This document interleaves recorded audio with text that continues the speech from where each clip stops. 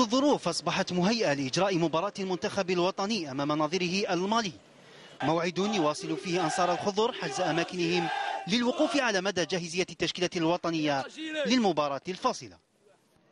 حضور راح يكون بقوة. نطلبنا من كل أنصار الحضور غدا على الساعة 8:30 لمساندة الفريق الوطني. راح نساندوه وراح نكونوا معاه وراح نكونوا كاع مع واحد حيولوزيت. الإجراءات إنها متخذة يعني والترتيبات اللازمة وإن شاء الله يعني كل شيء راه مهيئ باش غدوة إن شاء الله نستقبل المباراة بظروف حسنة. اللقاء الذي سيجمع المنتخب الوطني الجزائري بنسور مالي سيلعب بدون ضغط، كون رفقاء بوغرة قد حسموا التأهل إلى الدور الأخير قبل هذه الجولة، وستكون الفرصة مواتية لهم لتقديم أداء راق من أجل تصحيح أخطاء المباراة الماضية أمام غينيا، وهي فرصة أيضا للناخب الوطني وحيد حليلوزيتش الذي يريد من خلال هذه المباراة تحديد معالم التشكيلة التي ستلعب مباراتي الدور الأخير من تصفية كأس العالم 2014 بالبرازيل.